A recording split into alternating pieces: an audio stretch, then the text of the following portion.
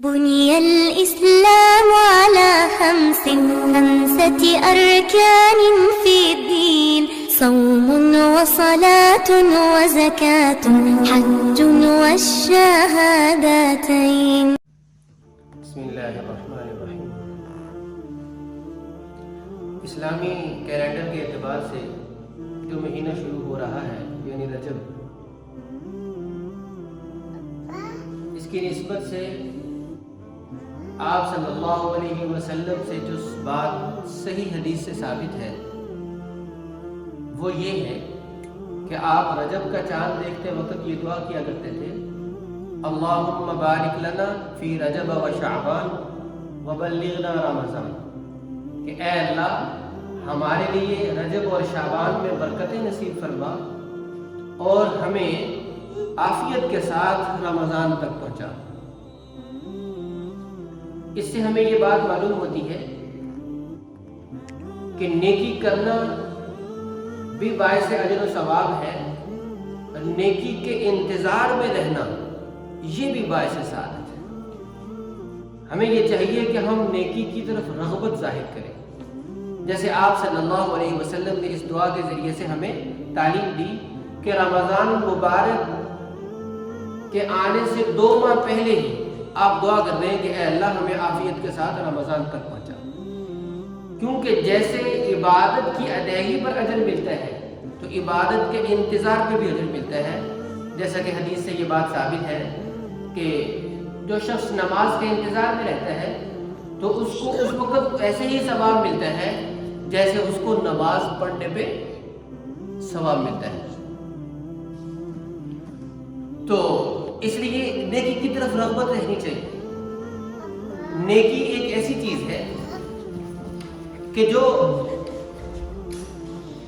انسان کے دنیا میں بھی کام آتی ہے اور آخرت میں بھی کام آتی ہے.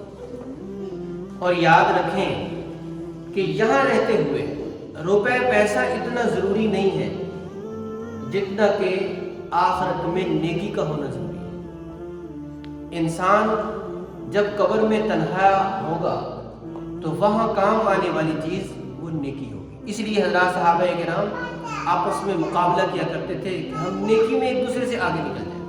جیسے غزوہ تبوک کے موقع پر حضرت عمر رضی اللہ تعالیٰ کہتے ہیں کہ جب آپ علیہ السلام نے فرمایا کہ فنڈ لاؤ تو میں نے سوچا کہ آج اچھا موقع ہے کہ میں ابو بکر سے آگے نکل جاؤں. چنانچہ اس لیے آدھا سامان گھر کر لے آیا اور آپ کی خدمت میں پیش کر دیا.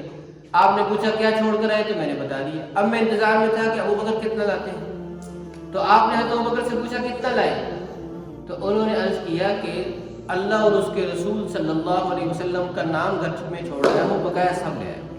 تو حضرت عمر نے کہا کہ میں کبھی بھی ابو بکر سے آگے نہیں ہو سکتا.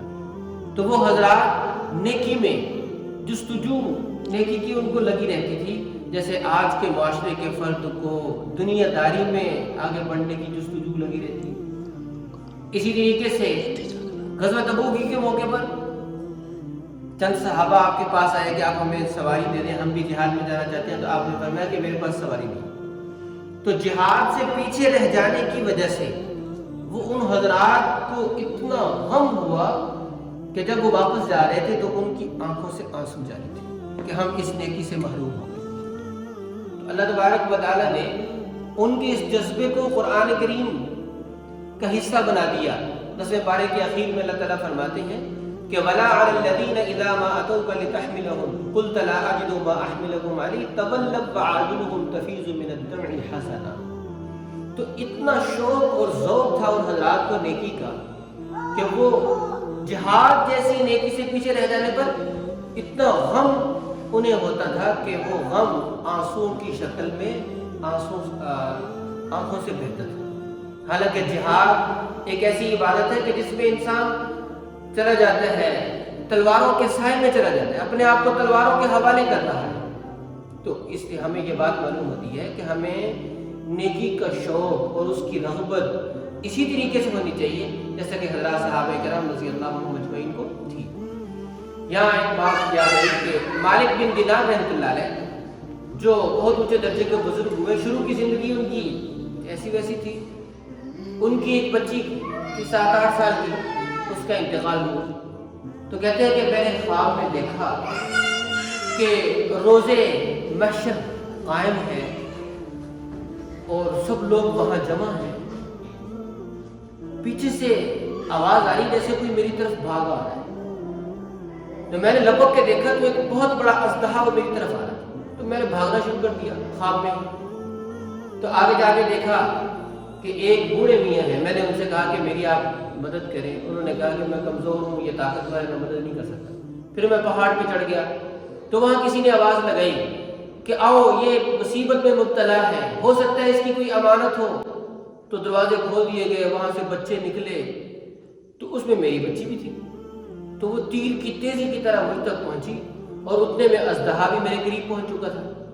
تو اس نے اپنے ہاتھ سے اژدہا کو پیچھے کر دیا اور وہ میری گود میں بیٹھ گئی.